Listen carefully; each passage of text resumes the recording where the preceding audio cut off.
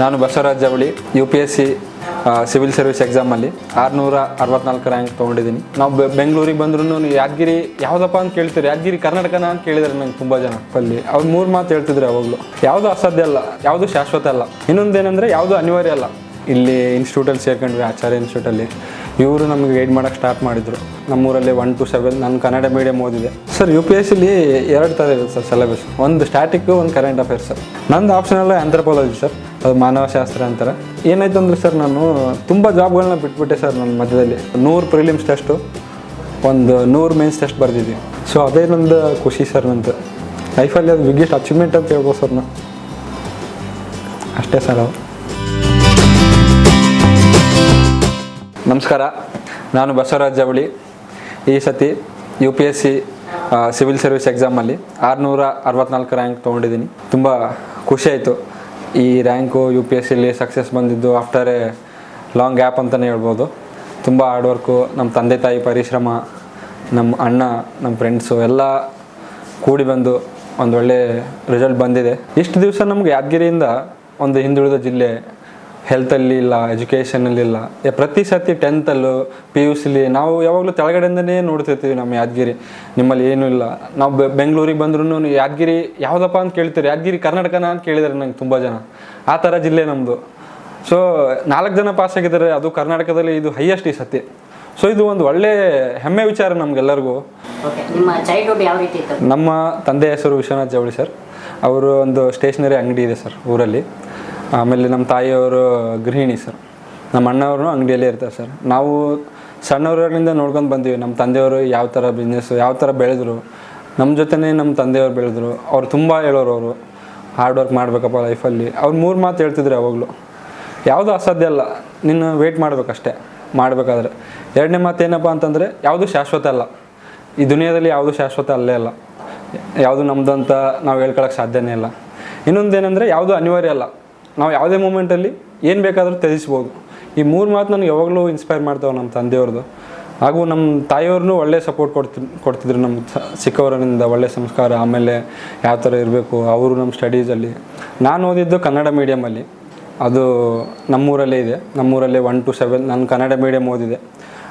ಅಲ್ಲಿ ನನಗೇನಪ್ಪ ಅಂತಂದರೆ, ನಮ್ಮ ತಂದೆಯವ್ರಿಗೆ ಎಲ್ಲರೂ ಬೇಯೋರು, ಇಲ್ಲೇ ಯಾಕೆ ಓದ್ಸಕತ್ತೆ ನಿಮ್ಮ ಮಕ್ಕಳಿಗೆ, ಒಳ್ಳೆ ಸ್ಕೂಲಲ್ಲಿ ಓದಿಸು.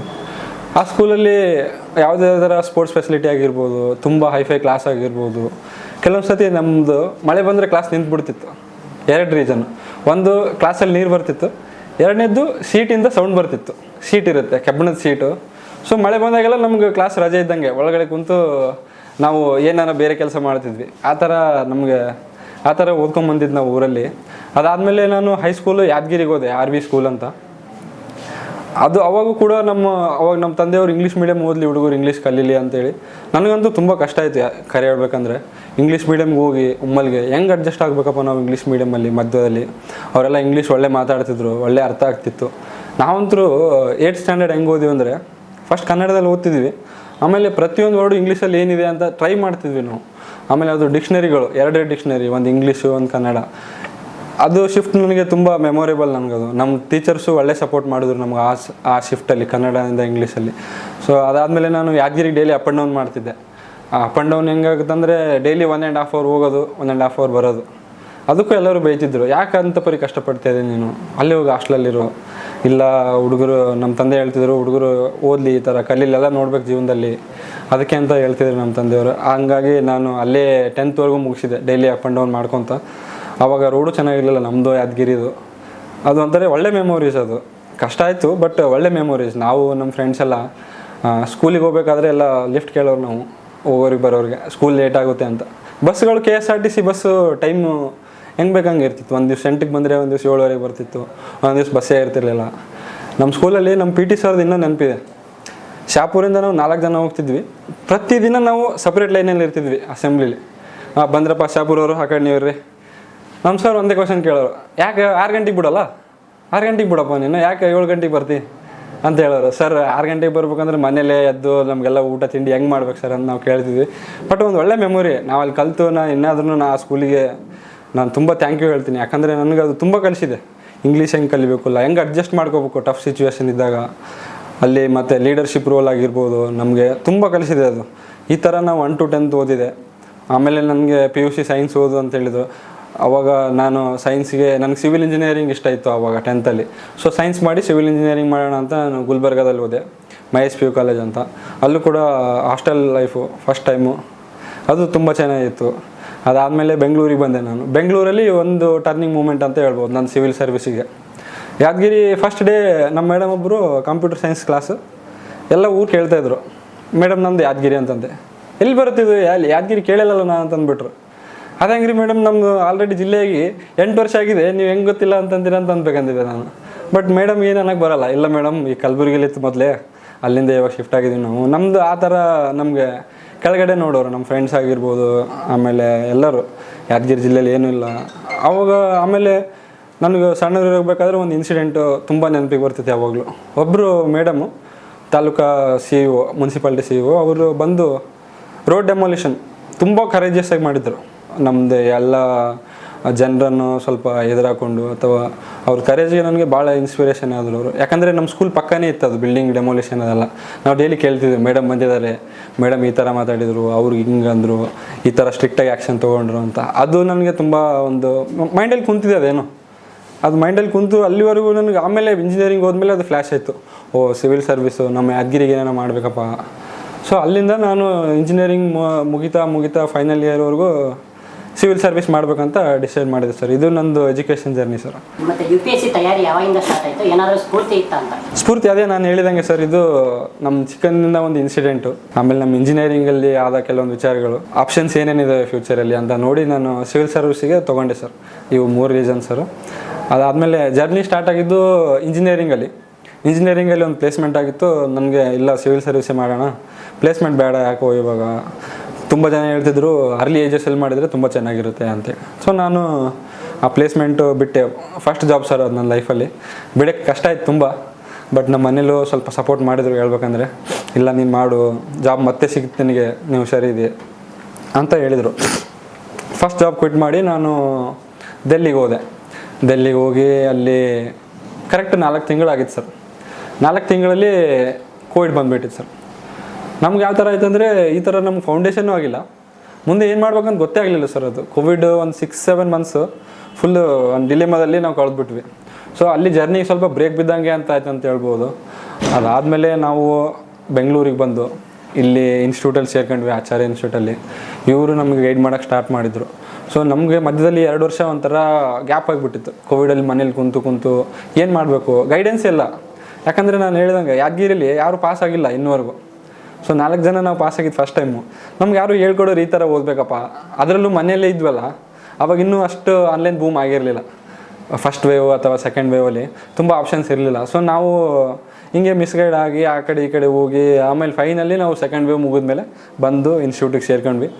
ಆವಾಗ ನಾವು ಫಸ್ಟ್ ಟೈಮು ನಾವು ಮೇನ್ಸ್ ಆನ್ಸರ್ ಬರೋದು ಕಲ್ತೀವಿ ಸರ್. ಅಲ್ಲಿವರೆಗೂ ನಾವು ಮೇನ್ಸ್ ಓದೇ ಇಲ್ಲ ಹೇಳ್ಬೇಕಂದ್ರೆ. ಸೊ ಅದು ನನಗೆ ಒಂಥರ ಫೌಂಡೇಶನ್ ಮೂಮೆಂಟ್ ಅಂತ ಹೇಳ್ಬೋದು ಈ ಜರ್ನಿಲಿ. ಅದಾದಮೇಲೆ ಮೇನ್ಸ್ ಕಲಿತು, ಆಮೇಲೆ ಮೇನ್ಸ್ ಪಾಸ್ ಆದೆ. ಇಂಟರ್ವ್ಯೂಗೆ ಹೋದೆ. ಫಸ್ಟ್ ಸತಿ ಇಂಟರ್ವ್ಯೂಗೆ ಹೋಗಿದ್ದೆ. ಆವಾಗ ತುಂಬ ಹೊಸದು, ಇಂಟರ್ವ್ಯೂ ಕೊಟ್ಟಿರಲಿಲ್ಲ ನಾನು ಜಾಸ್ತಿ ಲೈಫಲ್ಲಿ. ಅದು UPSC ಇಂಟರ್ವ್ಯೂ ಬೇರೆ, ತುಂಬ ಸ್ವಲ್ಪ ಭಯ ಬೇರೆ ಇತ್ತು. ಅದರಲ್ಲೂ ನಾನು ಫಸ್ಟ್ ವೀಕೇ ಇಂಟರ್ವ್ಯೂ ಇತ್ತು.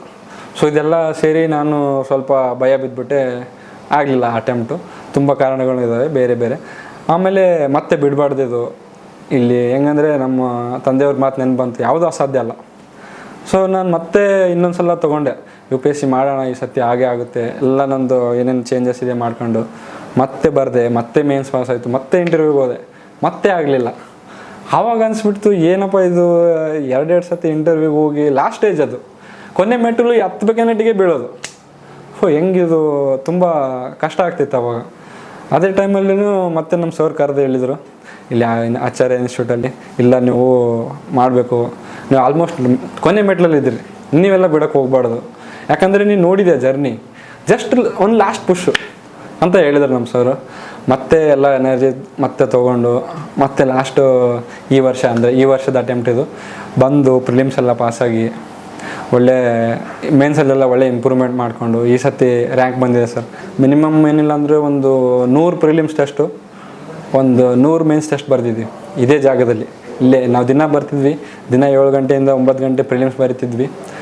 ಪ್ರಿಲಿಮ್ಸ್ ಟೈಮಲ್ಲಿ. ಮೇನ್ಸ್ ಟೈಮಲ್ಲಂತೂ ದಿನ ಒಂದೊಂದು ಟೆಸ್ಟ್ ಬರೆಯೋರು 3 hours. ಅದಕ್ಕೆ ಇದು ತುಂಬ ಸ್ಪೆಷಲ್ ಜಾಗನೇ ಅಂತ ಹೇಳ್ಬೋದು ಸರ್ ನಾವು. ನಾನು 4th ಅಟೆಂಪ್ಟಲ್ಲಿ ಇಂಟರ್ವ್ಯೂ ಹೋಗಿದ್ದು ಸರ್ ನಾನು. ಫಸ್ಟ್ ಅಟೆಂಪ್ಟಲ್ಲಿ ನಾನು ಹೇಳ್ದಂಗೆ ಕೋವಿಡ್ ಬಂದುಬಿಟ್ಟು ಸರ್ ನಾನು ಫಸ್ಟ್ ಅಟೆಂಪ್ಟ್ ಕೊಟ್ಟೆ, ಕ್ಲಿಯರ್ ಆಗಲಿಲ್ಲ ಸರ್. ಸೆಕೆಂಡ್ ಅಟೆಂಪ್ಟು ಅದು ಕೋವಿಡಲ್ಲೇ ಇತ್ತು ಸರ್. ಅದು ಕೋವಿಡಲ್ಲಿ ಹೆಂಗೋ ಮಾಡಿ ಪ್ರಿಲಿಮ್ಸ್ ಪಾಸ್ ಆದ್ವಿ, ಬಟ್ ಮೇನ್ಸ್ ಓದಿಲ್ಲ. ಅವಾಗ ಓದಿರಲಿಲ್ಲ, ಮೇನ್ಸ್ ಆಗಲಿಲ್ಲ ಸರ್ ಅದು. ಥರ್ಡ್ ಅಟೆಂಪ್ಟಲ್ಲೂ ಬಂದ್ವಿ, ಅದು ಇನ್ನೂ ಕೋವಿಡ್ ಸ್ಟೇಜೇ ಸರ್. ಅದು ಅಂದರೆ ವೇವ್ ಬಂದಿತ್ತಲ್ಲ ಸರ್, ಅದು ಕೋವಿಡ್ ಸ್ಟೇಜೇ. ಆವಾಗ ಪ್ರಿಲಿಮ್ಸೇ ಆಗಲಿಲ್ಲ ಸರ್ ಅವಾಗ. ಅದಾದಮೇಲೆ ನಾವು ಬಂದ್ವಲ್ಲ ಸರ್ ಇಲ್ಲಿ, ಅದೇನು ಬಿಲ್ಡ್ ಮಾಡಿದ್ವಲ್ಲ ಕೋರ್ ಸ್ಟ್ರೆಂತು, ಅದು ನಮ್ಗೆ ತುಂಬ ಹೆಲ್ಪ್ ಆಯಿತು. 4th ನಾನು ಕಂಟಿನ್ಯೂ ಇಂಟರ್ವ್ಯೂ ಕೊಡ್ತಾಯಿದ್ದೀನಿ. ಒಳ್ಳೆ ಇಂಪ್ರೂವ್ಮೆಂಟ್ ಕಂಡಿದೆ ಸರ್ ಮೇನ್ಸಲ್ಲಿ. ಇಲ್ಲಿ ಹೋಗ್ತಾಯಿತ್ತು, ಬಟ್ ಈ ಸತಿ finally I have done it ಅಂತ ಹೇಳ್ಬೋದು ಸರ್. ಈಗ ನಿಮ್ದು ಇಂಜಿನಿಯರ್ ಬ್ಯಾಕ್ಗ್ರೌಂಡು, ಸಿಲೆಬಸ್ ಎಲ್ಲ ಚೇಂಜ್ ಇರುತ್ತೆ, ಹಿಸ್ಟ್ರಿ ಇರುತ್ತೆ, ಆರ್ಟ್ಸ್ ಇರುತ್ತೆ. ಅದನ್ನೆಲ್ಲ ಯಾವ ರೀತಿ ನೋಟ್ಸ್ನ ಕಲೆಕ್ಟ್ ಮಾಡ್ಕೊಂಡು ಇಟ್ಕೊಂಡ್ರಿ, ಅದನ್ನ ಯಾವ ರೀತಿ ಓದಿದ್ರಿ ಅಂತ? ನನಗೆ UPSC ಸ್ಟಾರ್ಟ್ ಮಾಡಿದ್ಮೇಲೆ ಒಂದೇನು ಅಮೇಝಿಂಗ್ ಅನಿಸಿತ್ತು ಅಂದರೆ, ಇದು ಲೆವೆಲ್ ಪ್ಲೇಯಿಂಗ್ ಫೀಲ್ಡ್. ಯಾರೇ ಬರಲಿ, ಒಬ್ಬರು ಡಾಕ್ಟರ್ ಬರಲಿ, ಇಂಜಿನಿಯರ್ ಬರಲಿ, ಒಬ್ಬರು ಹಿಸ್ಟ್ರಿ ಗ್ರ್ಯಾಜುಯೇಟ್ ಬರಲಿ, ಎಲ್ಲರಿಗೂ ಈಕ್ವಲ್ ಇದು. ಯಾಕಂದರೆ ಎಲ್ಲರೂ ಸ್ವಲ್ಪ ಏನೇನೋ ಓದಿದ್ದಾರೆ, ಬಟ್ ಯಾರೂ ಪೂರ್ತಿ ಓದಿಲ್ಲ ಈ ಜರ್ನಿಲಿ. ಸೊ ಹಂಗಾಗಿ ಇದು ಭಾಳ ಯುನೀಕ್ ಅನಿಸುತ್ತೆ. ನಾನು ಫೌಂಡೇಶನ್ನು ಅರ್ಧ ಆದ ತಕ್ಷಣ ನಾವು ಮೇನ್ಸಿಗೆ ಫೋಕಸ್ ಮಾಡಿ ಓದ್ತಾ ಇದ್ವಿ. ಅದಾದಮೇಲೆ ಇಲ್ಲಿ ಸರ್ ಕರೆದು ಮೇನ್ಸಿಗೆ ಹೆಂಗೆ ನೋಟ್ಸ್ ಮಾಡಬೇಕು ಅಂತ ಹೇಳಿದರು. ಮೇನ್ಸಿಗೆ ನಾವು ಏನು ಮಾಡಿದ್ವಿ ಅಂದರೆ 2 pager ನೋಟ್ಸ್ ಅಂತ ಇರುತ್ತೆ ಸರ್. 2 pager ನೋಟ್ಸ್ ಅಂದರೆ ಒಂದೊಂದು ಸಬ್ಜೆಕ್ಟ್ ಮೇಲೆ 2 ಪೇಜು ವಿತ್ ಎಲ್ಲ ಡೇಟಾ ಅವೆಲ್ಲ ಕಲೆಕ್ಟ್ ಮಾಡಿ ಇಡೀ ಸಿಲೆಬಸ್ನ ಆ ಥರ ನಾವು ರೆಡಿ ಮಾಡ್ಕೊಂಡು ಇಟ್ಕೊತೀವಿ. ಪ್ರಿಲಿಮ್ಸಿಗಾದರೆ ಎಲ್ಲ PYQನ ಅನಾಲಿಸಿಸ್ ಮಾಡಿ ಒಂದು ಕೋರ್ ಸಬ್ಜೆಕ್ಟ್ಸು ಈ ಥರ ಅಂದರೆ ಲಿಸ್ಟ್ ಮಾಡಿಬಿಡ್ತೀವಿ. ಆ ಸಬ್ಜೆಕ್ಟಲ್ಲಿ ಒಂದು 10-15 ಕ್ವಶನ್ ಇರುತ್ತೆ. ಆ ಥರ ಸುತ್ತಮುತ್ತ ಓದ್ತೀವಿ ಸರ್. ಸೊ ಇದೆಲ್ಲಕ್ಕಿಂತ ಹೆಚ್ಚಾಗಿ ಏನಂದರೆ ಪ್ರಾಕ್ಟೀಸ್ ಮಾಡಲೇಬೇಕು ನೀವು. ಅದರಿಂದ ತಪ್ಪಿಸ್ಕೊಳ್ಳೋಕ್ಕೆ ಸಾಧ್ಯನೇ ಇಲ್ಲ. ಎಟ್ ಎನಿ ಮೂಮೆಂಟು ನೀವು ಹೆಂಗೆ ಅನಲೈಸ್ ಮಾಡ್ಬೋದು, ಹೆಂಗೆ ಓದ್ಬೋದು, ಬಟ್ ಟೆಸ್ಟ್ ಬರೆದು ಪ್ರಾಕ್ಟೀಸ್ ಮಾಡಲಿಲ್ಲ ಅಂದರೆ ಎಲ್ಲ ವೇಸ್ಟ್ ಆಗಿಬಿಡುತ್ತೆ ಸರ್.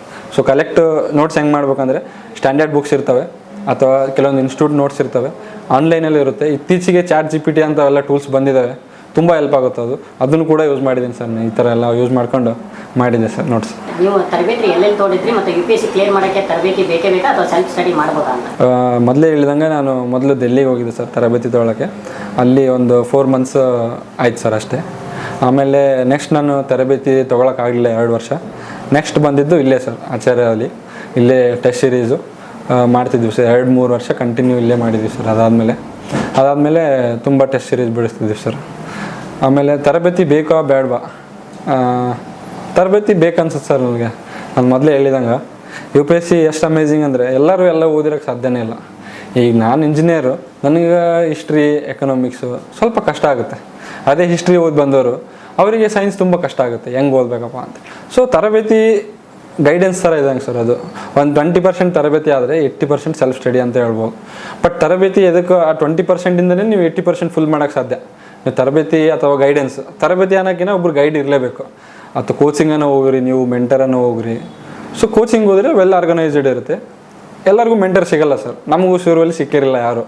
ಸೊ ನೀವು ಅದಕ್ಕೆ ಈಸಿ ಆಪ್ಷನ್ ಅಂದರೆ ಕೋಚಿಂಗ್ ಹೋಗ್ಬೇಕು. ನೀವು ಕೋಚಿಂಗ್ ಹೋಗಿ ಒಂದು ಫೌಂಡೇಶನ್ನು, ಒಂದೆಲ್ಲ ಬೇಸಿಕ್ ನೋಟ್ಸು, ಒಂದು ಅಪ್ರೋಚು ಹೇಳ್ಕೊಡ್ತಾರೆ. ಅದ್ರ ಮೇಲೆ ವರ್ಕ್ ಮಾಡೋದು ಸರ್. ಇದು ತರಬೇತಿ ಅಂದರೆ. ತರಬೇತಿ ನನ್ನ ಪ್ರಕಾರ ಬೇಕಾಗುತ್ತೆ ಸರ್ ಇನಿಷಿಯಲಿ. ಅದಾದಮೇಲೆ ಎಲ್ಲ ಸೆಲ್ಫ್ ಸ್ಟಡಿಯಿಂದ ನಾವು ಇಂಪ್ರೂವ್ ಮಾಡ್ಕೋಬೋದು. ಬಟ್ ಟೆಸ್ಟ್ ಸೀರೀಸ್ ಬರೋಕ್ಕೆ ಅಗೇನ್ ತರಬೇತಿ ಕೇಂದ್ರಗಳಿಗೆ ಬರಲೇಬೇಕು ಸರ್. ಈಗ ನೀವು ದಿನಕ್ಕೆ ಎಷ್ಟು ತಾಸು ಓದ್ತಾ ಇದ್ರಿ, ಮತ್ತು ನಿಮ್ಮ ಸ್ಟಡಿ ಪರ್ಪಸ್ ವೇಳಾಪಟ್ಟಿ ಏನಾದ್ರು ಮಾಡ್ಕೊಂಡಿದ್ದೀರಾ? ವೇಳಾಪಟ್ಟಿ ಇತ್ತು ಸರ್.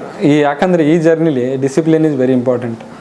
ಡಿಸಿಪ್ಲಿನ್ ಯಾವ್ಯಾವ ಥರ ಅಂದರೆ, ನಮ್ಮ ಹೆಲ್ತಲ್ಲಿ, ನಾವು ಓದೋದ್ರಲ್ಲಿ, ನಾವು ಬೇರೆ ಹೊರಗಿನ ಜಗತ್ತಿನ ಸಂಗಡ ಹೇಗೆ ನಾವು ವ್ಯವಹರಿಸ್ತೀವಿ ಅಂತೇಳಿ. ಯಾಕಂದರೆ ನಾವು ಓದೋದಷ್ಟೇ ಅಲ್ಲ, ನಾವು ಯಾರ್ಯಾರಿಗೆ ಜೊತೆ ಹೋಗ್ತೀವಿ, ಅದೆಲ್ಲ ನಮ್ಗೆ ಇಂಪ್ಯಾಕ್ಟ್ ಮಾಡುತ್ತೆ. ಒಂದು ಒಳ್ಳೆ ಗ್ರೂಪು, ಆಮೇಲೆ ಒಂದು ಒಳ್ಳೆ ಡಿಸಿಪ್ಲಿನು, ಟೈಮ್ ಹಾಕ್ಕೊಂಡು ಬೆಳಿಗ್ಗೆ ಇಷ್ಟು ಓದ್ತೀನಿ, ಬೆಳಿಗ್ಗೆ ಇಷ್ಟು ಟೆಸ್ಟ್ ಬರಿತೀನಿ, ಈ ಥರ ಮಾಡಬೇಕಾಗುತ್ತೆ. ಯೂಶ್ವಲಿ ನಾವು ಒಂದು ದಿನದಲ್ಲಿ 10 to 12 hours ಓದ್ತಿದ್ವಿ ಸರ್ ನಾವು. ಟೆಸ್ಟ್ ಅಥವಾ ಪ್ರಿಲಿಮ್ಸ್ ಅಥವಾ ಮೇನ್ಸ್ ಬಂದರೆ ಇನ್ನೂ ಸ್ವಲ್ಪ 14 hours ಪುಷ್ ಮಾಡ್ತಿದ್ವಿ ಸರ್ ಲಾಸ್ಟ್ ಮೂಮೆಂಟಲ್ಲಿ. ಬಟ್ ಮಿನಿಮಮ್ ಅಷ್ಟಂತರೂ ಮಾಡಲೇಬೇಕು ಸರ್. ಈಗ ಕೆಲವರು ಏನು ಮಾಡ್ತಾರೆ, ಪ್ರಿಲಿಮ್ಸ್ ಆದಮೇಲೆ ಮೇನ್ಸ್ ಓದೋಣ ಅಂತೇಳಿ ಅಂತಾರೆ ಸರ್. ನಿಮ್ಮ ಸ್ಟಡಿ ಆಗಿತ್ತು ಅಂದರೆ ಮೇನ್ಸ್ ಟಾರ್ಗೆಟ್ ಇತ್ತು, ಪ್ರಿಲಿಮ್ಸ್ ಆದಮೇಲೆ ಮೇನ್ಸ್ ಅಂತಿತ್ತು? ಇಲ್ಲ ಸರ್, ಇದು ಹೆಂಗಂದರೆ ಇದು ಹೋಲಿಸ್ಟಿಕ್ ಎಕ್ಸಾಮ್ ನೋಡಬೇಕಾಗುತ್ತೆ ಸರ್. ನಾವು ಪ್ರಿಲಿಮ್ಸ್ ಆದಮೇಲೆ ಮೇನ್ಸ್ ಓದ್ತೀನಿ ಅಂದರೆ ಎರಡಕ್ಕೆ ಸ್ವಲ್ಪ ಡಿಫ್ರೆಂಟ್ ಅಪ್ರೋಚ್ ಇದೆ. ಅದಕ್ಕಾಗಿ ಅದು ತುಂಬ ರಾಂಗ್ ಅಂತ ಹೇಳ್ತೀನಿ ಸರ್. ನಾನು ಪ್ರಿಲಿಮ್ಸ್ ಆದಮೇಲೆ ಮೇನ್ಸ್ ಓದ್ತೀನಿ ಅಂದರೆ, ನನ್ನ ಪ್ರಕಾರ ಮೇನ್ಸಿಗೆ ಯಾರು ರೆಡಿಯಾಗಿರ್ತಾರಲ್ಲ ಅವ್ರಿಗೆ ಪ್ರಿಲಿಮ್ಸಲ್ಲಿ ಕಾನ್ಫಿಡೆನ್ಸು ಬರುತ್ತೆ, ಅವ್ರು ಎಕ್ಸಾಮು ಪಾಸ್ ಆಗ್ಬೋದು ಸರ್. ಯಾಕಂದರೆ ಅಲ್ಟಿಮೇಟ್ಲಿ ನಮ್ಮ ಮಾರ್ಕ್ಸ್ ಕೌಂಟ್ ಆಗೋದು ಮೇನ್ಸಲ್ಲೇ ಸರ್. ಬಟ್ ಆ ಥರ ಅಂತ ಪ್ರಿಲಿಮ್ಸಿಗೆ ನೆಗ್ಲೆಕ್ಟ್ ಮಾಡೋಕ್ಕಾಗಲ್ಲ. ಪ್ರಿಲಿಮ್ಸ್ ಒಂದು 4 months ಮಿನಿಮಮ್ ಕೊಡಲೇಬೇಕಾಗುತ್ತೆ. But always mains before prelims ಅಂತ ನಂದು ನಂಬಿಕೆ ಸರ್. ಮೇನ್ಸ್ ಇರಲಾದ್ರೆ ನೀವು ಎಕ್ಸಾಮಲ್ಲಿ ಬರೀ ಪ್ರಿಲಿಮ್ಸ್ ಪಾಸ್ ಆಗ್ತಿರೋ ಹೊರತು ಮುಂದೆ ಹೋಗೋಕ್ಕೆ ಸಾಧ್ಯನೇ ಇಲ್ಲ ಸರ್. ಅದಕ್ಕೆ ಫಸ್ಟ್ ಎಲ್ಲ ಮೇನ್ಸ್ ತಯಾರು ಮಾಡ್ಕೊಳ್ಳಿ, ಆಮೇಲೆ ಪ್ರಿಲಿಮ್ಸ್ಗೆ ಬರ್ಬೋದು, ಅಥವಾ ಅರ್ಧ ಎಲ್ಲ ಕವರ್ ಆಗಿರುತ್ತೆ ಸರ್ ಮೇನ್ಸಲ್ಲೇ. ಸೊ ಅದು ಅಡ್ವಾಂಟೇಜ್ ಆಗುತ್ತೆ. ನಿಮ್ಮ ಆಪ್ಷನಲ್ ಯಾವುದು ಸರ್, ಮತ್ತು ತಯಾರಿ ಯಾವ ರೀತಿ? ನಂದು ಆಪ್ಷನಲ್ ಆಂಥ್ರಪಾಲಜಿ ಸರ್, ಅದು ಮಾನವಶಾಸ್ತ್ರ ಅಂತಾರೆ. ಅದು ತಯಾರಿ ಹೆಂಗಿತ್ತಂದರೆ, ನಾನು ಇನಿಷಿಯಲಿ ಕೋಚಿಂಗ್ ತೊಗೊಂಡಿದ್ದೆ. ಕೋಚಿಂಗ್ ತೊಗೊಂಡು ನೋಟ್ಸ್ ಮಾಡ್ತಿದ್ದೆ. ಬಟ್ ನನಗೇನು ಅನಿಸಿತ್ತು ಅಂದರೆ ನಮ್ಮ ನೋಟ್ಸ್ ಸಾಕಾಗಲಿಲ್ಲ. ಯಾಕಂದರೆ ನಾನು 3 ಅಟೆಂಪ್ಟ್ ಬರಿಬೇಕಾದ್ರೆ ಆಲ್ರೆಡಿ ಫುಲ್ ಚೇಂಜ್ ಆಗಿಬಿಟ್ಟಿತ್ತು ಡೈನಾಮಿಕ್ಸ್. ಆವಾಗ ಸ್ಟ್ಯಾಟಿಕ್ಕಿಂದ ಫುಲ್ ಡೈನಾಮಿಕ್ಸ್ ಬರೋಕ್ಕೆ ಸ್ಟಾರ್ಟ್ ಆಯಿತು. ಆವಾಗ ನಾನೇನು ಮಾಡಿದೆ, ಸ್ವಲ್ಪ ಡೈವರ್ಸಿಫೈ ಮಾಡ್ಕೊಂಡೆ ನಾನು ನೋಟ್ಸ್ಗಳನ್ನ. ಈಗ ಇಗ್ನೂ ಮಟೀರಿಯಲ್ ಅಂತ ಇರುತ್ತೆ, ಅದಾದಮೇಲೆ ChatGPT ಇರುತ್ತೆ, ಅದಾದಮೇಲೆ ಯೂಟ್ಯೂಬ್ ವೀಡಿಯೋಗಳಿದ್ದಾವೆ. ಸೊ ಅದೆಲ್ಲದರಿಂದ ನಾನು ಅಪ್ಡೇಟ್ ಮಾಡ್ಕೊಂಡು ಬಂದೆ ಸರ್. ಕೊನೆ ಮೂಮೆಂಟಲ್ಲಿ ಲಾಸ್ಟ್ 4 ಅಟೆಂಪ್ಟ್ಸಿಂದ ನಾನು ಅಪ್ಡೇಟ್ ಮಾಡ್ತಾನೇ ಇದ್ದೀನಿ. ಈ ಆಪ್ಷನಲ್ ಹೆಂಗಂದರೆ ಯಾವಾಗಲೂ ಅಪ್ಡೇಟ್ ಆಗಲೇಬೇಕು. ಸೊ ಆ ಥರ ಆಪ್ಷನಲ್ ನಂದು ಸ್ಟ್ರಾಟಜಿ ಇತ್ತು ಸರ್. ಇಂಟರ್ವ್ಯೂ ಯಾವ ರೀತಿ ಇತ್ತು, ಏನೇನು ಕ್ವಶನ್ ಕೇಳಿ? ಇಂಟರ್ವ್ಯೂವಲ್ಲಿ ನೋಡಿ ಸರ್, ಅವರು ಏನು ಬೇಕಾದರೂ ಕೇಳ್ಬೋದು ಸರ್. ಬಟ್ ಏನಂದರೆ ನಾವು ಡ್ಯಾಫ್ ಅಂತ ಕೊಡ್ತೀವಿ sir, detailed application form. Basically ಅಲ್ಲಿಂದನೇ ಕ್ವಶನ್ ಕೇಳ್ತಾರೆ. ನಾವೇ ಅದರಲ್ಲಿ ನಮ್ಮ ಹಾಬಿ ಆಗಿರ್ಬೋದು, ನಮ್ಮದು ಏನಾದರೂ ಅಚೀವ್ಮೆಂಟ್ಸ್ ಆಗಿರ್ಬೋದು, ಅದೆಲ್ಲ ಹಾಕಿರ್ತೀವಿ ನಾವು. ಸೊ ಅದ್ರ ಸುತ್ತಮುತ್ತನೇ ಇರ್ತವೆ. ಅದು ಬಿಟ್ಟರೆ ಅವತ್ತಿನ ದಿನ, ಅವತ್ತಿನ ವಾರ ಏನಾದರೂ ಕರೆಂಟ್ ಅಫೇರ್ಸ್ ಇಂಪಾರ್ಟೆಂಟು ವರ್ಲ್ಡಲ್ಲಿ, ಇಂಡಿಯಾದಲ್ಲಿ, ರಾಜ್ಯದಲ್ಲಿ ಇತ್ತಂದರೆ ಅವೆಲ್ಲ ಕೇಳ್ತಾರೆ. ನನಗೆ ಹಾಬಿ ಮೇಲೆ ಕೇಳಿದರು, ಕೆಲವೊಂದು ಸತಿ ಇಂಟರ್ನ್ಯಾಷನಲ್ ಅಫೇರ್ ಮೇಲೆ ಕೇಳಿದರು, ಟ್ರಂಪ್ ಅವ್ರ ಬಗ್ಗೆ ಕೇಳಿದರು. ತುಂಬ ಒಳ್ಳೆ ಕ್ವಶನ್ ಇತ್ತು ಅದು. ಬಟ್ ನನಗೂ ಅಷ್ಟು ಆನ್ಸರ್ ಮಾಡೋಕ್ಕಾಗಿರಲಿಲ್ಲ. But it was very good question ಅಂತ ಅನಿಸ್ತು ನನಗೆ. ಟ್ರಂಪ್ ಅವರ ಐಡಿಯಾಲಜಿ ಆಗಿರ್ಬೋದು, ಅವ್ರು ಏನಕ್ಕೆ ಮಾಡ್ತಾಯಿದ್ದಾರೆ ಈ ಥರ ಅದು ಕ್ವಶನ್ ನನಗೆ ತುಂಬ ಲೈಕ್ ಆಯಿತು. ಈ ಸತಿ ಬಂದುಬಿಟ್ಟು ನಮಗೆ ವುಮೆನ್ ಮೇಲೆ ಒಂದು ಕ್ವಶನ್ ಕೇಳಿದರು. ವುಮೆನ್ CEOs ಯಾಕೆ ಬರ್ತಾಯಿಲ್ಲ ಇನ್ನೂ, ಇಷ್ಟೆಲ್ಲ ಡೆವಲಪ್ ಆದರು. ಇದು ಕ್ವಶನ್ ನನಗೆ ಚೆನ್ನಾಗಿ ಅನಿಸ್ತು ಸರ್. ಇವೆರಡು ಕ್ವಶನ್ ನನಗೆ ಇನ್ನೂ ತಲೆಯಲ್ಲಿದೆ ಸರ್. ಈಗ ಹೊಸ ಹುಡುಗರಿಗೆ UPS ಬರೀಬೇಕು ನೋಡೋರಿಗೆ ಗೊಂದಲ ಭಾಳ ಇದೆ ಸರ್. ಯಾವ ಪುಸ್ತಕ ಓದಬೇಕು, ಇದನ್ನು ಓದಿದ್ರೆ ಆಗುತ್ತೆ ಇಲ್ಲ, ಇಲ್ಲ ಎಕ್ಸಾಮ್ ಎದುರಿಸೋಕ್ಕೆ ಆಗುತ್ತೆ ಇಲ್ಲ ಅಂತ. ನಿಮ್ಮ ಪ್ರಕಾರ ಯಾವ ಪಟ್ಟಿ ಮಾಡ್ಬೇಕಂತ ಸರ್ ಪುಸ್ತಕದವರು? ಸರ್ UPSCಲಿ 2 ಥರ ಇರುತ್ತೆ ಸರ್ ಸಿಲೆಬಸ್. ಒಂದು ಸ್ಟ್ಯಾಟಿಕ್ಕು, ಒಂದು ಕರೆಂಟ್ ಅಫೇರ್ಸ್. ಸ್ಟ್ಯಾಟಿಕಲ್ಲಿ ತುಂಬ ಸ್ಟ್ಯಾಂಡರ್ಡ್ ಬುಕ್ಸ್ ಇದಾವೆ ಸರ್. ಎಲ್ಲ ಸಬ್ಜೆಕ್ಟ್ಗೂ ಒಂದೊಂದು ಸ್ಟ್ಯಾಂಡರ್ಡ್ ಬುಕ್ಸ್ ಆಲ್ರೆಡಿ ಇದ್ದಾವೆ, ಅಷ್ಟು ಓದಿದರೆ ಸಾಕು. ಬಟ್ ಕರೆಂಟ್ ಅಫೇರ್ಸ್ಗೆ ಏನಿದೆ ಅಂದರೆ ತುಂಬ ಡೈನಮಿಕ್ಕು, ಅದನ್ನು ನೀವು ಜಾಸ್ತಿ ಹಿಡಿಯೋಕ್ಕಾಗಲ್ಲ. ಅಲ್ಲಿ ಏನಂದರೆ ಬೇರೆ ಮಿನಿಮಮ್ ಮಾಡ್ಕೋಬೇಕು. ಸೊ ನನ್ನ ಪ್ರಕಾರ ಏನಂದರೆ ಎಲ್ಲ ಸ್ಟ್ಯಾಟಿಕ್ಸ್ ಬುಕ್ಕು, ಲಕ್ಷ್ಮೀಕಾಂತ್ ಆಗಿರ್ಬೋದು, ಇದು ಬಿಪಿನ್ ಚಂದ್ರ ಆಗಿರ್ಬೋದು, ಅಥವಾ ಎಕನಾಮಿಕ್ಸಲ್ಲಿ ಒಂದು ಶರ್ಮಾ ಅಂತಿದೆ ಬುಕ್ಕು. ಈ ಥರ ಒಂದೊಂದು ಎಲ್ಲ ಸಬ್ಜೆಕ್ಟಲ್ಲಿ ಒಂದೊಂದು ಕೋರ್ಸ್ ಬುಕ್ ಇಟ್ಕೊಳ್ಳಿ. ಅದನ್ನು ಚೆನ್ನಾಗಿ ಓದಿ, ಒಂದು 2-3 ಸತಿ ರಿವೈಸ್ ಮಾಡಿ ಎಲ್ಲ ಕಾನ್ಸೆಪ್ಟ್ ಅಂಡರ್ಸ್ಟ್ಯಾಂಡ್ ಮಾಡ್ಕೊಳ್ಳಿ. ಇದು ಮೇನ್ ಅಂದರೆ ಯಾವ ಬುಕ್ ಓದ್ತೀವಿ ಅಂತಲ್ಲ, ಯಾವ ಕಾನ್ಸೆಪ್ಟ್ ಯಾವ ಥರ ಅಂಡರ್ಸ್ಟ್ಯಾಂಡ್ ಮಾಡ್ಕೊಂಡಿದ್ದೀರಿ ನೀವು. ಸೊ ಅದ್ರ ಮೇಲೆ ಜಾಸ್ತಿ ಫೋಕಸ್ ಮಾಡಬೇಕು. ಅದು ಮಾಡಿ ನೀವು ಕರೆಂಟ್ ಅಫೇರ್ಸ್ ಅಂತೂ ನೀವು ನ್ಯೂಸ್ ಪೇಪರಲ್ಲಿ ಕವರ್ ಮಾಡ್ತೀರಾ. ಆಮೇಲೆ ಕೆಲವೊಂದು ಕೋಚಿಂಗ್ ಮಟೀರಿಯಲ್ಸ್ ಬರುತ್ತೆ, ಅದೆಲ್ಲ ಏನಾಗುತ್ತೆ ಅಂದರೆ ಅವೆಲ್ಲ ಸೆಕೆಂಡರಿ. ಫಸ್ಟ್ ಏನಂದರೆ ನೀವು ಕಾನ್ಸೆಪ್ಟ್ ಅಂಡರ್ಸ್ಟ್ಯಾಂಡ್ ಮಾಡ್ಕೊಂಡು ನೀವು ಬುಕ್ಕನ್ನು ಚೆನ್ನಾಗಿ ಅರ್ಥ ಮಾಡ್ಕೊಂಡ್ರೆ ಮೇನ್ ಸರ್. ಅದು ಎಲ್ಲ ಸಬ್ಜೆಕ್ಟಲ್ಲಿ ಒಂದೊಂದು ಬುಕ್ ಇದಾವೆ ಸರ್, ಸ್ಟ್ಯಾಂಡರ್ಡ್ ಬುಕ್ಸ್ ಅಂತ. ನಾನು ಹೇಳ್ದಂಗೆ ಲಕ್ಷ್ಮೀಕಾಂತ್ ಅವೆಲ್ಲ ನೀವು ಬೇಸಿಕ್, ಅದೆಲ್ಲರೂ ಹೇಳ್ತಾರೆ ಕಾಮನ್ನಾಗಿ. ಗ್ರಾಮೀಣ ವಿದ್ಯಾರ್ಥಿಗಳಿಗೆ UPSC ಅಂದರೆ ಹೆದರ್ತಾರೆ ಸರ್ ಭಾಳ. ಗ್ರಾಮೀಣ ಅಭ್ಯರ್ಥಿಗಳಿಗೆ ನೀವು ಏನು ಸಲಹೆ ಕೊಡ್ತೀರಾ? ಇದು UPSC ಹೆಂಗದಂದ್ರೆ ಸರ್, ಇದು ರಾಷ್ಟ್ರ ಮಟ್ಟದಲ್ಲಿ ನಡೆಯುತ್ತೆ. ರಾಷ್ಟ್ರ ಮಟ್ಟದಲ್ಲಿ ತುಂಬ ಒಳ್ಳೆ ಕಾಲೇಜಿಂದ, ಒಳ್ಳೆ ಬ್ಯಾಕ್ಗ್ರೌಂಡಿಂದ ಬಂದಿರ್ತಾರೆ. ಸೊ ನಾನು ಹೇಳೋ ಪ್ರಕಾರ ಗ್ರಾಮೀಣ ಮಟ್ಟದ ಸ್ಟೂಡೆಂಟ್ಸ್ಗಳು ಸ್ವಲ್ಪ ಅರ್ಲಿ ಸ್ಟಾರ್ಟ್ ಮಾಡೋದು ಉತ್ತಮ. ಅರ್ಲಿ ಅಂದರೆ ಡಿಗ್ರಿ ಓದಬೇಕಾದ್ರೆ ಒಂದು ಒಳ್ಳೆ ಮೆಂಟರು ಅಥವಾ ಯಾರಾದರೂ ಗುರು ಅಥವಾ ಇನ್ಸ್ಟಿಟ್ಯೂಷನ್ ಜಾಯ್ನ್ ಆಗಿ ಅದು ಅವ್ರದ್ದು ಹೇಳೋದು ಪಾಲಿಸಿ. ಯಾಕಂದರೆ ಮುಂದೆ ಗುರಿ ಹಿಂದೆ ಗುರು ಬೇಕೇ ಬೇಕು ಸರ್. ಇದರಲ್ಲಿ ನಾನೇ ಓದ್ತೀನಿ, ಯೂಟ್ಯೂಬ್ ನೋಡ್ತೀನಿ ಅಂದ್ರೆಲ್ಲ ಏನೂ ಆಗಲ್ಲ ಸರ್ ಇಲ್ಲಿ. ಯಾಕಂದರೆ ನಾವು ತುಂಬ ಮಿಸ್ಟೇಕ್ ನಮ್ಗೆ ಗೊತ್ತಿರದೇ ಮಾಡ್ತಿರ್ತೀವಿ. ಅದು ನಮಗೆ ಗುರುತಿಸೋಕ್ಕೆ ಗುರುಗಳು ಬೇಕೇ ಬೇಕು. ನಾನು ಗ್ರಾಮೀಣ ವಿದ್ಯಾರ್ಥಿಗೆ ಏನು ಹೇಳ್ತೀನಿ ಅಂದರೆ, ಡಿಗ್ರಿ ಓದಬೇಕಾದ್ರೆ ಒಂದು ಗುರುಗಳಿಗೆ ಅಥವಾ ಒಂದು ಇನ್ಸ್ಟಿಟ್ಯೂಟ್ ಜಾಯ್ನ್ ಆಗಿ ಅವ್ರು ಹೇಳೋದನ್ನ ಚಾಚು ತಪ್ಪದೆ ಪಾಲಿಸಿ. ಡಿಗ್ರಿ ಮುಗಿತಾ ಅವ್ರು ಸ್ಟ್ಯಾಟಿಕ್ ಸಿಲೆಬಸ್ ಮುಗಿದಿರಬೇಕು. ಇದು ನೀವು ಕನ್ನಡದಲ್ಲಾದರೂ ಮಾಡಿ, ಇಂಗ್ಲೀಷಲ್ಲಾದರೂ ಮಾಡಿ. ಯಾಕಂದರೆ ನಾನು ನೋಡ್ತಾ ಇದ್ದೀನಿ ಇವಾಗ ನಮ್ಮ ತುಂಬ ಫ್ರೆಂಡ್ಸು ಕನ್ನಡದಲ್ಲೂ ಬರೆಯೋಕ್ಕೆ ತಯಾರಾಗಿದ್ದಾರೆ. ಯಾಕಂದರೆ ಕನ್ನಡ ಇವಾಗ ಮೊದಲು ಟ್ರಾನ್ಸ್ಲೇಷನ್ ತುಂಬ ಪ್ರಾಬ್ಲಮ್ ಇತ್ತು ಸರ್. ಇವಾಗ ಹಂಗಿಲ್ಲ. ಇವಾಗ ಟೆಕ್ನಾಲಜಿ ಅವೆಲ್ಲ ಬಂದು ಟ್ರಾನ್ಸ್ಲೇಷನ್ನು ಹ್ಯೂಮನ್ಗಿಂತ ತುಂಬ ಚೆನ್ನಾಗಿ ಮಷಿನ್ಗಳು ಮಾಡ್ತಾಯಿದ್ದಾವೆ, AI. ಸೊ ಹಂಗಾಗಿ ಇವಾಗ ಕನ್ನಡದಲ್ಲಿ ಬರೋಕ್ಕೆ ಇನ್ನೂ ಈಸಿ ಆಗುತ್ತೆ ಅಂತ ನಂದು ಬಿಲೀಫ್ ಸರ್. ಇದು ಗ್ರಾಮೀಣ ಅಭ್ಯರ್ಥಿಗಳಿಗೆ ಒಂದು ಪ್ಲಸ್ ಪಾಯಿಂಟ್ ಸರ್. ಯಾರ್ಯಾರು ಇಂಗ್ಲೀಷ್ ಮೀಡಿಯಮಿಂದ ಬರೋಲ್ಲ, ಈಗ ನಾವು ಇಂಗ್ಲೀಷು ಬರೋಲ್ಲ ಫುಲ್ಲು, ನಮ್ಮ ಕನ್ನಡ ಬರೋಲ್ಲ. ಸೊ ನಾವು ಹೈಸ್ಕೂಲಲ್ಲಿ ಇಂಗ್ಲೀಷ್ ಚೂಸ್ ಮಾಡಿದ ಕಾರಣ ಇಂಗ್ಲೀಷಲ್ಲಿ ನಾವು ಸ್ವಲ್ಪ ಅದರಲ್ಲೇ ಜಾಸ್ತಿ ಓದಿ ಅದರಲ್ಲಿ ನಾವು ತೊಗೊಂಡ್ವಿ. ಬಟ್ ನೀವು 10th 12thವರೆಗೂ ಕನ್ನಡ ಓದಿದ್ದಾರೆ ಅಂದರೆ you can do it in Kannada also. ಕನ್ನಡದಲ್ಲಿ ಮಾಡ್ಬೋದು. ಇವಾಗ ಏನು ತೊಂದರೆ ಇಲ್ಲ, ಗೈಡೆನ್ಸ್ ಇದೆ ಇಲ್ಲಿ. ಇವರು ಆಚಾರ್ಯದಲ್ಲಿ ಕನ್ನಡ ಮಾಧ್ಯಮದಲ್ಲಿ ಟೀಚ್ ಮಾಡ್ತಾರೆ, ನೋಟ್ಸ್ ಬೇರೆ ಕೊಡ್ತಾರೆ. ಸೊ ಇದೆಲ್ಲ ನಿಮಗೆ ಪ್ಲಸ್ ಪಾಯಿಂಟ್ ಆಗುತ್ತೆ. ನಿಮ್ಮ ಮೇನ್ಸ್ ಬರವಣಿಗೆ ಶೈಲಿ ಯಾವ ರೀತಿ ಇತ್ತು ಅಂತ ಸರ್ ಎಕ್ಸಾಂಪಲ್ ಸಮೇತ ಉತ್ತರಿಸೋದು? ಮೇನ್ಸ್ ಬರವಣಿಗೆ ಹೆಂಗಂದ್ರೆ ಸರ್, ನಾನು ಮೇನ್ಸಲ್ಲಿ ಕ್ವಶನ್ಗಳು ಇತ್ತೀಚಿನ ದಿನಗಳಲ್ಲಿ ತುಂಬ ಕಾಂಪ್ಲೆಕ್ಸ್ ಆಗ್ತಾಯಿದೆ ಸರ್. ಫಸ್ಟ್ ಅಂದರೆ ಅವ್ರದ್ದು ಏನು ಕೇಳ್ತಾ ಇದ್ದಾರೆ ಅಂತೇಳಿ ನಾವು ಅಂಡರ್ಸ್ಟ್ಯಾಂಡ್ ಮಾಡ್ಕೋದು ವೆರಿ ಇಂಪಾರ್ಟೆಂಟ್. ಅದನ್ನು ನಾವು ಫೋಕಸ್ ಮಾಡಬೇಕು. ಆಮೇಲೆ ಹೆಂಗಂದರೆ ಕರೆಕ್ಟಾಗಿ ಡಿವೈಡ್ ಮಾಡಿ ಎಷ್ಟು ಪಾರ್ಟು ಯಾವುದಕ್ಕೆ ಎಷ್ಟು ಇಂಪಾರ್ಟೆನ್ಸ್ ಕೊಡಬೇಕು. ಆಮೇಲೆ ಎಲ್ಲ ಪಾಯಿಂಟ್ಸಿಗೂ ಒಂದೊಂದು ಸೂಕ್ತವಾದ ಎಕ್ಸಾಂಪಲ್ಲು, ಆಮೇಲೆ ಒಳ್ಳೆ ಕನ್ಕ್ಲೂಷನ್ನು, ಇವೆಲ್ಲ ಮೊದಲೇ ರೆಡಿ ಮಾಡಿ ಇಟ್ಕೋಬೇಕು ಸರ್. ನಾವು ಕನ್ಕ್ಲೂಷನ್ ಏನಿರ್ಬೋದು ಇವೆಲ್ಲ ಮೊದಲೇ ಥಿಂಕ್ ಮಾಡಬೇಕು ನಾವು. ಈಗ ಫಾರ್ ಎಕ್ಸಾಂಪಲ್ ಹೇಳ್ಬೇಕಾದ್ರೆ ಭಾರತದ ಅಗ್ರಿಕಲ್ಚರ್ ಹೆಂಗಿದೆ, ರೈತರ ಬಗ್ಗೆ ಬರೀರಪ್ಪ ಅಂತಂದರೆ, ಏನೇನು ಪ್ರಾಬ್ಲಮ್ ಬರೀರಪ್ಪ ಅಂತಂದರೆ ನಾವು ಬರಿತೀವಿ ಭಾರತ ಒಂದು ರೈತ ದೇಶ, ನಾವು 50% ಜನ ರೈತರಲ್ಲಿ ಇರ್ತಾರೆ, ಈ ಥರ ಇಂಟ್ರೊಡಕ್ಷನಿಂದ ಸ್ಟಾರ್ಟ್ ಮಾಡ್ತೀವಿ. ಪ್ರಾಬ್ಲಮ್ ಬರೀಬೇಕಾದ್ರೆ ನಾವು ಎಲ್ಲ ಪಾಯಿಂಟ್ಸಿಗೆ ಒಂದು ಎಕ್ಸಾಂಪಲ್ಲು ಈ ಥರ ನಾನು ಹೇಳ್ಬೇಕಂದ್ರೆ ನಮ್ಮ ಜಿಲ್ಲೆಯಲ್ಲಿ 30% ಅಷ್ಟೇ ಇರಿಗೇಷನ್ ಇದೆ. ಸೊ 30ರಿಂದ 40% ಇದೊಂದು ಪ್ರಾಬ್ಲಮ್. ಸೊ ನಾನು ಹಿಂಗೆ ಬರೆದ್ಬಿಡ್ತೀನಿ, ಈ ರಾಜ್ಯದಲ್ಲಿ ಇಷ್ಟು ಇರಿಗೇಷನ್ ಇದೆ ಅಥವಾ ಇಂಡಿಯಾದಲ್ಲಿ ಇಷ್ಟು ಇರಿಗೇಷನ್ ಇದೆ. ಈ ಥರ ಒಂದು 4-5 ಪಾಯಿಂಟ್ ಬರೆದು ಅದಕ್ಕೆ ಒಂದು ಸಬ್ಸ್ಟಾನ್ಸಿಯೇಟ್ ಆಗೋ ಥರ ಒಂದು ಪಾಯಿಂಟು ಅಥವಾ ಏನಾದರೂ ಸ್ಟ್ಯಾಟಿಕ್ಸು ಅಥವಾ ಒಂದು ಮ್ಯಾಪು ಈ ಥರ ಏನಾದರೂ ಬರೀಬೇಕು. ಆಮೇಲೆ ಇನ್ನೊಂದು ಪಾರ್ಟ್ ಕೇಳಿರ್ತಾರೆ, ಸೊಲ್ಯೂಷನ್ ಕೊಡ್ತೀವಿ ನಾವು. ಸೊಲ್ಯೂಷನ್ ಹೆಂಗೆ ಬರಬೇಕಪ್ಪ ಅಂತಂದರೆ ಯಾರೋ ಒಬ್ಬರು ಒಳ್ಳೆ ಸೊಲ್ಯೂಷನ್ ಮಾಡಿರ್ತಾರೆ. ಎಕ್ಸಾಂಪಲು ಇಸ್ರೇಲಲ್ಲಿ ಒಳ್ಳೆ ಮೈಕ್ರೋ ಇರಿಗೇಷನ್ ಮೇಲೆ ಭಾರಿ ವರ್ಕ್ ಆಗಿದೆ. ಸೊ ನಾವು ಅದನ್ನು ಕೋಟ್ ಮಾಡ್ಬೋದು. ಈ ಥರ ಇವೆಲ್ಲ ಮೊದಲೇ ರೆಡಿ ಮಾಡಿ ಇಟ್ಕೋಬೇಕು ಸರ್. ನಾವು ಏನೇನು ಬರಿಬೋದು, ಏನೇನು ಹೆಂಗೆ ಯೂಸ್ ಮಾಡ್ಬೋದು ಎಲ್ಲೆಲ್ಲಿ ಅಂತ ಈ ಥರ ಆನ್ಸರ್ ರೈಟಿಂಗು ಮಾಡ್ಕೋಬೋದು ಸರ್ ನಾವು. ಈಗ 6 ಸಲ ಅಟೆಂಪ್ಟ್ ಆದರೂ ತಂದೆ ತಾಯಿ ಹೇಳ್ತಾ ಇರ್ತಾರೆ ಸರ್, ಯಾಕೆ ಟ್ರೈ ಮಾಡ್ತೀವಿ, ಬೇರೆ ಕೆಲಸ ನೋಡ್ಕೋ ಅಂತೇಳಿ. ಸಂಬಂಧಿಕರು ಒತ್ತಡ ಇರ್ತದೆ. ನಿಮ್ಮ ಜೀವನದಲ್ಲಿ ಆಯ್ತಾ ಆ ರೀತಿ ಅಂತ? ಏನಾಯ್ತು ಅಂದರೆ ಸರ್, ನಾನು ತುಂಬ ಜಾಬ್ಗಳನ್ನ ಬಿಟ್ಬಿಟ್ಟೆ ಸರ್ ನನ್ನ ಮಧ್ಯದಲ್ಲಿ. ಫಸ್ಟ್ ಹೇಳಿದಂಗೆ ಕ್ಯಾಂಪಸ್ ಪ್ಲೇಸ್ಮೆಂಟ್ ಆಯ್ತು ಸರ್ ನಂದು. ಅದು ನಾನು UPSC ಮಾಡ್ತೀನಿ ಅಂತೇಳಿ ಬಿಟ್ಟೆ. ನೆಕ್ಸ್ಟ್ ನಂದು ಡಿಸ್ಟ್ರಿಕ್ಟ್ ಸ್ಕಿಲ್ ಫೆಲೋಶಿಪ್ ಅಂತ ಆಗಿತ್ತು ಸರ್. ಅದು ನಾನು UPSC 4-5 ತಿಂಗಳು ಮಾಡಿದೆ. ಆಮೇಲೆ ನನಗೆ ಅನಿಸಿತು, ಇಲ್ಲ ಇದು ಟೈಮ್ ತುಂಬ ಹೋಗ್ತಾಯಿದೆ. ನಂದು ಅದೇ ಟೈಮಲ್ಲಿ ಒಂದು ಪ್ರಿಲಿಮ್ಸ್ ಫೇಲ್ ಆಯಿತು. ನನಗೆ ಅನಿಸಿತು ನಾನು UPSCಗೆ ನಾನು ಕಾಂಪ್ರಮೈಸ್ ಆಗಿದೆ ನನ್ನ ಲೈಫಲ್ಲಿ ಅಂತೇಳಿ ಮತ್ತೆ ನಾನು ಅದು ಬಿಟ್ಟು ಬಂದೆ. ಅದಾದಮೇಲೆ ಒಂದು ಅಸಿಸ್ಟೆಂಟ್ ಕಮಾಂಡರ್ ಅಂತೇಳಿ ಬಾರ್ಡರ್ ಸೆಕ್ಯೂರಿಟಿ ಫೋರ್ಸಲ್ಲಿ ಅಪಾಯಿಂಟ್ಮೆಂಟ್ ಆಯ್ತು ಸರ್, CAPF ಅಂತ. ಅದು UPSCನೇ ಮಾಡುತ್ತೆ. ಸೊ ಅದು ಆದಾಗ ಕೂಡ ನಮ್ಮ ತಂದೆ ತಾಯಿಯವರು ನೋಡು ಜಾಯ್ನ್ ಆಗು, ಎಷ್ಟು ವರ್ಷ ಓದ್ತೀಯಾ. ನಮ್ಮ ಫ್ರೆಂಡ್ಸ್ ಎಲ್ಲ ಕೇಳ್ತಿದ್ರು, ಏನು ಓದಕತ್ತಿ ನೀನು? ಇಲ್ಲ ಓದಕತ್ತೀನಿ ನಾನು. ಏನು ಓದಕತ್ತೀನಿ? ಎಷ್ಟು ಹೊತ್ತು ಸಾಕ್ಬಿಡು. ಅವರೆಲ್ಲ ಮದುವೆ ಆಗಿದ್ದಾರೆ, ಸೆಟಲ್ ಆಗಿದ್ದಾರೆ. ಕೇಳ್ತಿದ್ರು ಅವ್ರು, ಏನು ಮಾಡ್ತೀಯಪ್ಪ, ಏನು ಮಾಡ್ತಿಲ್ಲ, ನಾನು ಓದ್ತಾ ಇದ್ದೀನಿ. ಬಟ್ ನಮ್ಮ ತಂದೆ ತಾಯಿ ಅವರು ಎಂದೂ ಬಾಯಿ ಬಿಚ್ಚಿ ಹೇಳಿಲ್ಲ ನೀನು ಸಾಕು ಮಾಡು ಇಲ್ಲಿಗೆ ಅಂತೇಳಿ. ಬಟ್ ಅವ್ರದ್ದು ಒಂದು ಮನಸ್ಸಲ್ಲಿ ಇತ್ತು ಅಂತ ಕಾಣುತ್ತೆ. ಮೋಸ್ಟ್ಲಿ ಜಾಯ್ನ್ ಆದರೆ ಚೆನ್ನಾಗಿರ್ತಿತ್ತೇನೋ, ಮಗ ಟೈಮ್ ವೇಸ್ಟ್ ಮಾಡ್ತಾ ಇದ್ದೇನೇನೋ ಅಂತ ಅವ್ರ ಮನಸ್ಸಲ್ಲಿತ್ತು ಅಂತ ನನಗೆ ಅನಿಸುತ್ತೆ. ಅದಾದಮೇಲೆ ನಾನು ತುಂಬ ಇಂಟರ್ವ್ಯೂಗಳು ಕೊಟ್ಟೆ. KPSCಲೂ ಅಸಿಸ್ಟೆಂಟ್ ಇಂಜಿನಿಯರ್ ಅವು ಇವು.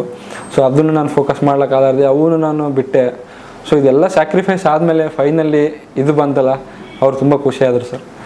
ಮೇ ಬಿ ಅವ್ರು ಮುಂಚೆ ಅಂತಿದ್ರು ನನಗೆ ಜಾಯ್ನ್ ಆಗಪ್ಪ ಯಾವುದನ್ನ ಒಂದು. ಜನರಂದ್ರು ಕೇಳ್ತಾನೆ ಇದ್ರು, ಏನು ಓದಕತ್ತಿ, ಹೆಂಗೆ ಓದಕತ್ತಿ, ಯಾಕೆ ಓದಕತ್ತಿ. ನಮ್ಮ ರಿಲೇಷನ್ಸಲ್ಲಂತೂ ತುಂಬ ಇದು ಹೇಳೋರು ಸರ್, ಸಾಕ್ಬಿಡು ಯಾವುದನ್ನ ಹಚ್ಚು, ಜಾಯ್ನ್ ಆಗಪ್ಪ ಅಂತೇಳಿ. ಬಟ್ ನಾವು ನಮ್ಮ ತಂದೆ ತಾಯಿ ಸಪೋರ್ಟು, ನಮ್ಮ ಬ್ರದರು ಎಲ್ಲ, ನಮ್ಮ ಫ್ರೆಂಡ್ಸು, ಈ ಇನ್ಸ್ಟಿಟ್ಯೂಟು, ಸೊ ಇದೆಲ್ಲದರಿಂದ ನಾನು 6 ಅಟೆಂಪ್ಟ್ವರೆಗೂ ಬಂದೆ ಸರ್. ಈಗ ರೆಸ್ಪಾನ್ಸ್ ಯಾವ ರೀತಿ ಇದೆ ಸರ್ ಅವ್ರ ಕಡೆಯಿಂದ, ಎಲ್ಲರ ಕಡೆಯಿಂದ? ಇಲ್ಲ, ನಂದು ಏನು ಖುಷಿ ಅಂದರೆ ಸರ್, ನಾನು ನಮ್ಮ ತಂದೆ ತಾಯಿ ಮುಖದಲ್ಲಿ ಆ ಖುಷಿ ನೋಡಿದೆ ಸರ್ ರಿಸಲ್ಟ್ ಬಂದಾಗ. ಸೊ ಅದೇ ನಂದು ಖುಷಿ ಸರ್. ನಂದು ಲೈಫಲ್ಲಿ ಅದು ಬಿಗ್ಗೆಸ್ಟ್ ಅಚೀವ್ಮೆಂಟ್ ಅಂತ ಹೇಳ್ಬೋದು ಸರ್. ನಾನು ಅಷ್ಟೇ ಸರ್. ಅದು ಈ ವಿಡಿಯೋ ನಿಮಗೆ ಇಷ್ಟ ಆಗಿದ್ರೆ ಈಗಲೇ ನಮ್ಮ ಮೀಡಿಯಾ ಮೈಂಡ್ 24x7 ಚಾನೆಲ್ನ ಸಬ್ಸ್ಕ್ರೈಬ್ ಮಾಡಿ, ಹಾಗೆ ಪಕ್ಕದಲ್ಲಿರುವ ಬೆಲ್ ಬಟನ್ನ ಕ್ಲಿಕ್ ಮಾಡಿ.